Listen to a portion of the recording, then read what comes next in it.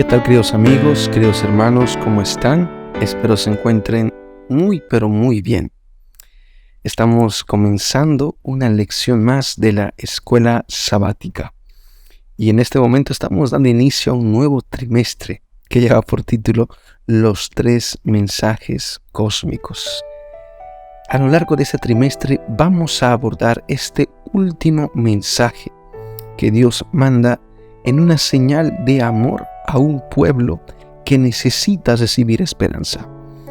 Recientemente hemos visto a lo largo del mundo circular la noticia del terremoto que se ha suscitado en una ciudad muy conocida.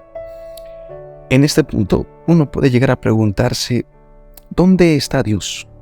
¿Por qué parece que Dios no actúa? ¿Parece que Dios no obra? ¿O parece que Dios se ha olvidado de su pueblo? Sin embargo, ese pensamiento es totalmente incorrecto. Dios no se ha olvidado de su pueblo. Y una evidencia de ello es el mensaje cósmico de los 3 ángeles. Y a lo largo de ese trimestre vamos a abordar qué enseña y de qué manera Dios preparará a su pueblo para su pronto regreso. Y cuál será el mensaje que la Iglesia de Dios debe predicar en esta última generación. De esa manera vamos a comenzar el repaso de la lección de esta semana y vamos a hacer una corta oración. Pero antes yo quiero aprovechar para poder mandar saludos.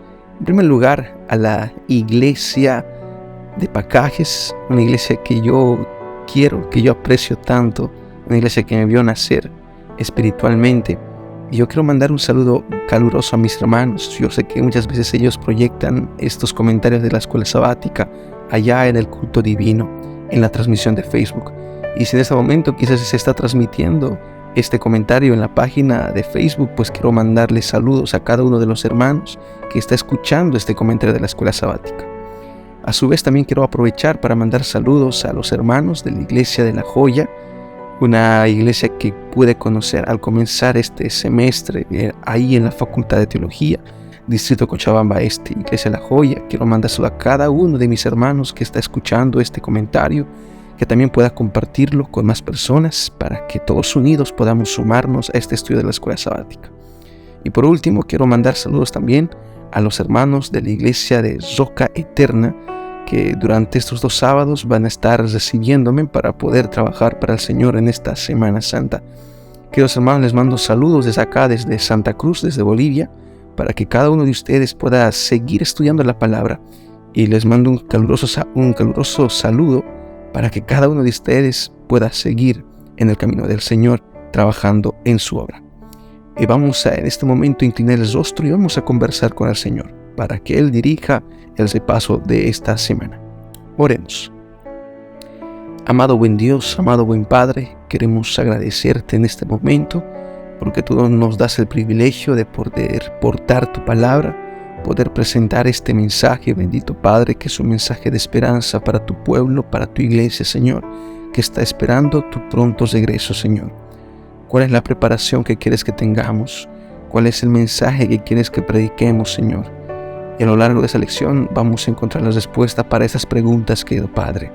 Pero tú permite que cada verdad escudriñada y estudiada sea recibida, Señor, con amor y con humildad, querido Padre.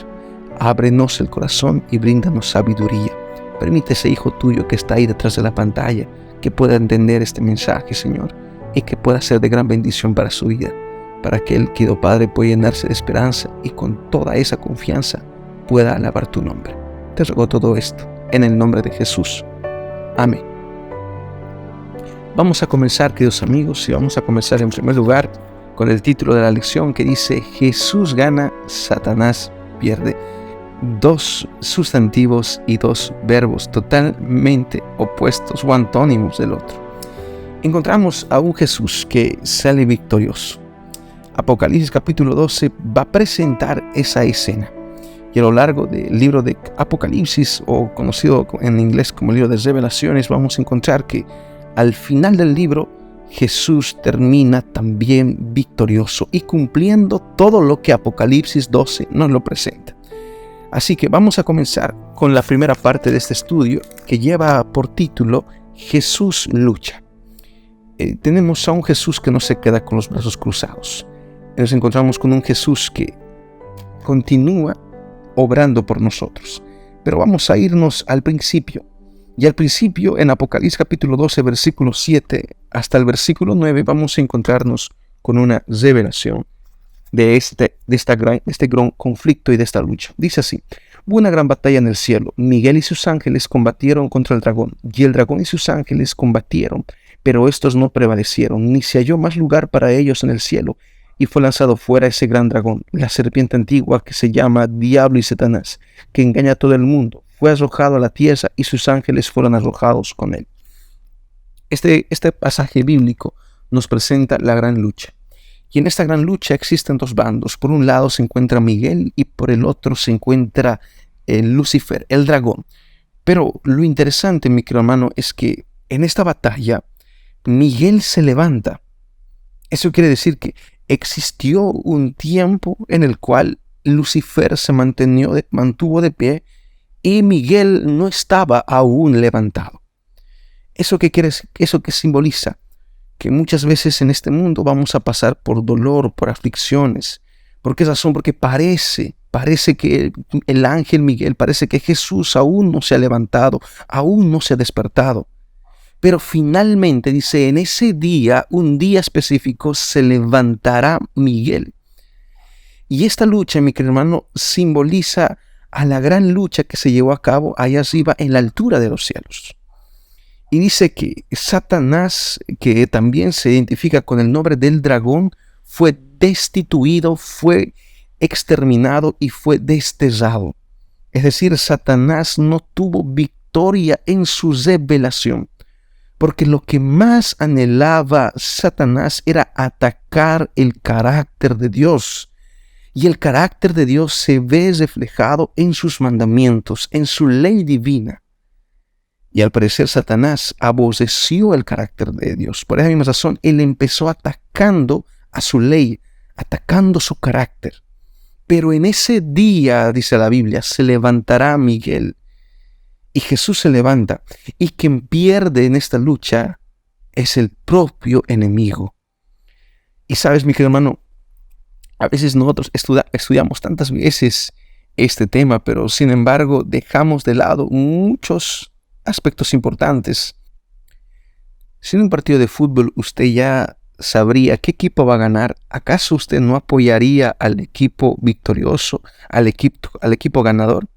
Pues lo mismo pasa en el contexto de la Biblia, porque en el contexto de la Biblia nosotros ya sabemos quién es el victorioso, quién es el que va a ganar y quién es el que tiene la derrota. En este caso el campeón es nuestro Señor Jesucristo y el perdedor es Satanás, es Lucifer. Por lo tanto, ¿por qué creer o por qué confiar en alguien que de entrada ya sabemos que va a perder? Pues 1000 veces más conviene creer en alguien que sabemos que desde el inicio del partido ya tiene la victoria asegurada. Vamos a continuar, mis queridos hermanos, y vamos a hablar ahora sí acerca de Satanás atacando a un lugar y a un pueblo específico, aunque la lección va a hablar más acerca del nacimiento de Jesús. Vamos a buscarnos para eso Apocalipsis capítulo 12, versículo 4 hasta el versículo 6, que nos señala la siguiente enseñanza. Dice de la siguiente manera: su cola arrastraba la tercera parte de las estrellas del cielo, y las arrojó sobre la tierra, y el dragón se paró ante la mujer que estaba por dar a luz, a fin de devorar a su hijo en cuanto naciera. Y ella dio a luz un hijo varón, que había de regir a todas las naciones con vara de hierro, y su hijo fue arrebatado para Dios y para su trono. Y la mujer huyó al desierto, a un lugar preparado por Dios, para que ahí la sustenten durante 1260 días. En primer lugar, en este primer pasaje podemos darnos cuenta que entran 4 aspectos importantes y 3 personajes. El primer personaje es Satanás, descrito con el nombre de un dragón que con su cola arrastra la tercera parte de los ángeles. Pero seguido de eso nos encontramos con una mujer, que si leemos Efesios capítulo 5, versículo 25, nos vamos a dar de cuenta de que en este versículo, Pablo está comparando a la iglesia de Dios con una mujer. Por lo tanto, podemos darnos cuenta de que el dragón simboliza a Satanás y que la mujer simboliza a una iglesia. Por esa razón Pablo dijo: amados, estén sujetos de sus esposas. Amen a sus esposas, así como Jesús amó a su iglesia. De la misma manera, el pueblo de Dios debería de amar a la iglesia. Y en tercer lugar, hay un tercer personaje muy importante, que es nuestro Señor Jesucristo. Ahora, Jesús fue atacado por este dragón, porque Apocalipsis capítulo 12 dice que este dragón se enoja contra la mujer y busca matar a su hijo, que iba a dar a luz. Ahora, si revisamos la historia, podemos darnos cuenta de que esta profecía se cumple al pie de la letra con la persecución de Herodes a José y María.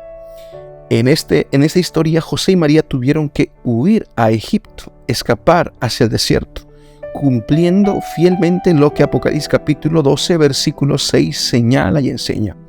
Pero al parecer, este ataque que Satanás tuvo hacia Jesucristo no tuvo ninguna, pero absolutamente ninguna victoria. Él fracasó en su plan, ya que el versículo más adelante dice que este hijo varón regirá con vara de hierro. Y cuando estudiamos la Biblia nos damos de cuenta que la vara simboliza dominio y gobierno. Es decir, Jesús regiría esta tierra, gobernaría esta tierra con su resurrección, con su trono celestial. Y esto sucede cuando Jesús llega a ser entronizado en el cielo, así como el libro de Hebreos nos lo presenta. Es decir, Satanás atacó. Cuando Jesús estaba a punto de nacer, Jesús venció. Satanás atacó a Jesús en el desierto con las tentaciones. Jesús venció. Satanás atacó a Jesús en la cruz, buscando que Él se baje de la cruz y de esa manera rompa su plan de salvación. Pero Satanás fue vencido nuevamente. Ahora Jesús vive en el cielo como sumo sacerdote, intercediendo por cada uno de nosotros. Es decir, para Satanás los días están contados. Y por más que él haya atacado a su iglesia, que por más que haya atacado al Hijo de Dios, que es Jesús, él no pudo salir victorioso. Porque no olvides que estamos hablando de Miguel, el que desde el principio ya había sido designado a salir victorioso en el conflicto del bien y del mal. Vamos a continuar y ahora vamos a hablar acerca de Jesús venciendo a este enemigo. Y para eso vamos a buscarnos en nuestras Biblias Apocalipsis capítulo 12 versículo 10, que dice de la siguiente manera. Apocalipsis capítulo 12 versículo 10. Entonces oí una gran voz en el cielo que decía: ahora ha llegado la salvación, el poder y el reinado de nuestro Dios y la autoridad de su Cristo, porque ha sido arrojado el acusador de nuestros hermanos, quien los acusaba día y noche ante nuestro Dios. Hubo un conflicto en el cielo. Eso lo vimos en la lección del día domingo. Y vimos que Miguel se levanta y Satanás no prevalece. Pero Satanás se enoja tanto que llega a perseguir a la mujer, que simboliza a Eva, para matar a su simiente, que viene siendo al Señor Jesucristo. Pero nuevamente fracasa, y su fracaso de Satanás llega hasta la cruz. Pero ahora dice que finalmente, con el trabajo que Jesús realiza en la cruz, Satanás llega a ser destituido. Es decir, el cargo que él tenía lo pierde. Y desde ese momento, desde la cruz, Satanás termina estando condenado hasta la fecha. Por esa razón, mi querido amigo, mi querido hermano, es que yo te digo, el enemigo ya sabe que tiene los días contados. Pero él no quiere irse solo. Y él intenta convencerte y poder llevarte a caer en tentaciones. Ahora vamos a continuar leyendo y vamos a leer el capítulo 12 y el versículo 11, que dice de la siguiente manera: ellos lo han vencido por la sangre del Cordero y por la palabra del testimonio de ellos, y no amaron su propia vida, ni aun ante la muerte. Si hay un instrumento que Jesús tiene para salvar a su pueblo es la sangre de Jesús, es su propia sangre. En la justicia humana, mis obras no me pueden salvar. Mis obras no me pueden hacer santo, no me pueden hacer salvo. Yo necesito de una fuerza mayor. Y esa fuerza mayor se encuentra en los brazos de mi Señor Jesucristo. Vamos a continuar. Y vamos a ir a la penúltima parte que lleva por título La mujer del desierto. Yo le puse por título Satanás persigue. Porque, mira, Satanás se revela y Miguel se levanta y sale victorioso. Satanás ataca a Jesús antes de nacer y lo ataca hasta la cruz, pero Satanás pierde. Y finalmente Satanás es condenado porque los que salen victoriosos terminan victoriosos por la sangre de Jesús. Pero Satanás aún así, ya con la sentencia, ya con la condena, no se queda con los brazos cruzados, sino continúa su persecución. Y eso sucede en el versículo número 6. Apocalipsis capítulo 12, versículo 6. Y la mujer huyó al desierto, a un lugar preparado por Dios para que ahí lo sustenten durante 1260 días. Y ahora vamos a hablar un poco acerca de las fechas. Hablando acerca de esos 1260 días, podemos darnos cuenta que una interpretación historicista recomienda que podamos utilizar el sistema de medición de día por año. Tú te debes de acordar, mi querido hermano, que en el libro de Deuteronomio, los espías que fueron a Cades de Barnea caminaron 40 días. Pero por su desobediencia, esos 40 días se convirtieron en 40 años para el pueblo de Israel. Ahora, ese versículo que nos señala que en los días se convirtieron en años, y agarrando ese mismo principio y aplicándolo en este versículo, podemos darnos cuenta que esos 1260 días se transforman en 1260 años. Es decir, durante 1260 años, este dragón descrito aquí está persiguiendo constantemente a una iglesia. Pero vamos a leer más, vamos a leer el versículo 14 hasta el versículo 16. Dice así: pero a la mujer le fueron dadas 2 alas y una gran águila, para que volara de la presencia de la serpiente al desierto, a su lugar, donde es sustentada por un tiempo, tiempos y medio tiempo. Entonces la serpiente echó de su boca tras la mujer agua como un río, para que fuese arrastrada por el río. Pero la tierra ayudó a la mujer, la tierra abrió su boca y sorbió el río que el dragón había arrojado de su boca. En profecía, el río, las aguas, simbolizan multitud de gente. Es decir, dice que el dragón, la serpiente, arroja agua de su boca. Es decir, hablando literalmente, el enemigo estaba arrojando multitudes de personas. Mi querido hermano, este asunto profético da inicio en el año 538 hasta el año 1798. En todo este lapso de tiempo podemos encontrar una persecución hacia la iglesia de Dios. Y esta persecución se da cumpliendo fielmente lo que la promesa indicaba, una persecución de más de 1260 años. Y esto inicia cuando Constantino se convierte a la iglesia católica y finaliza cuando el Papa llega a ser arrestado. Desde este momento vemos la finalización de una persecución hacia la iglesia de Dios. Pareciese que el enemigo es sutil, parece que el enemigo llega a ser muy audaz, muy eficaz con las pequeñas cosas que él hace.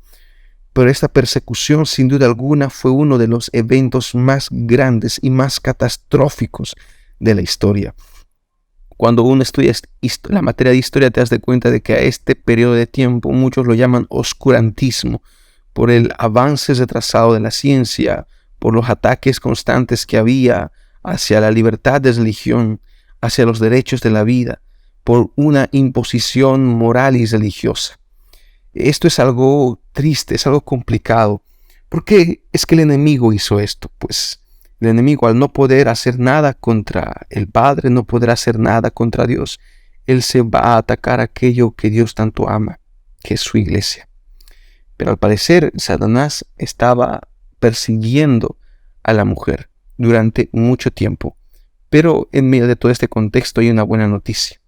En primer lugar, nos podemos dar cuenta en Apocalipsis 12:6 que hay un lugar preparado por Dios para la iglesia perseguida.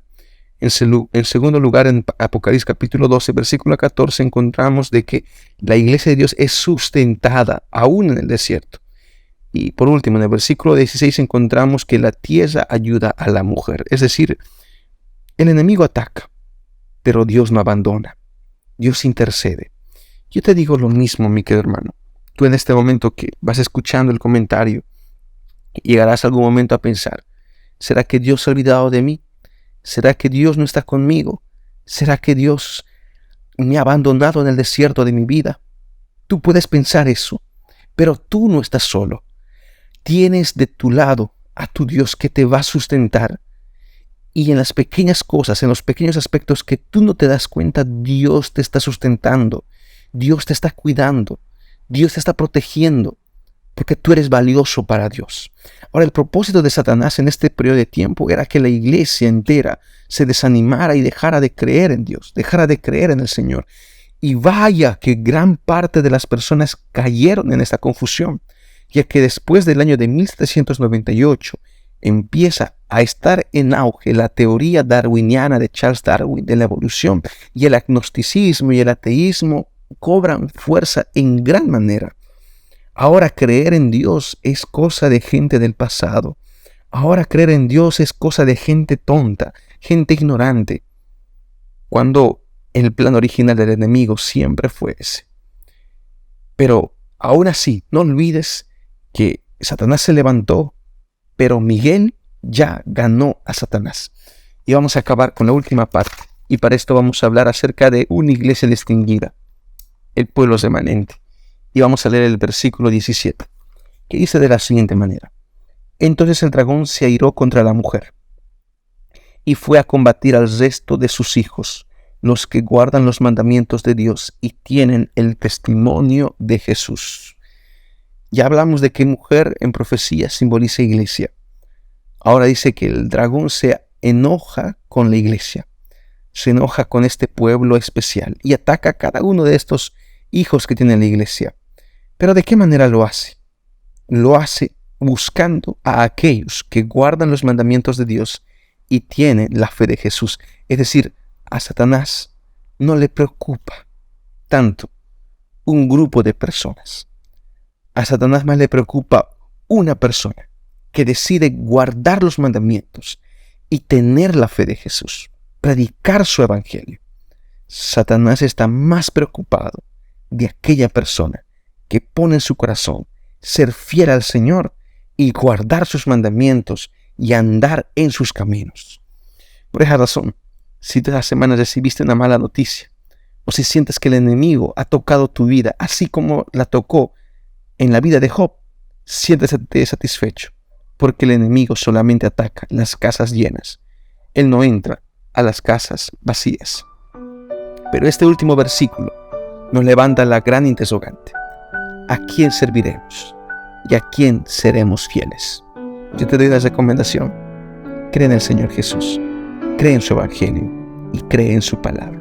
Porque lo que Él puede ofrecerte es mucho mejor que todo aquello que este mundo pueda darte. Inclina tu rostro. Vamos a orar. Amado buen Dios, amado buen Padre, queremos agradecerte en esta noche por este hermoso mensaje para nuestra vida, Señor. Hay hijos tuyos en este momento, querido Padre, que están detrás de esa pantalla y están intentando poder entender, querido Padre, esta introducción para el mensaje de los tres ángeles, Señor.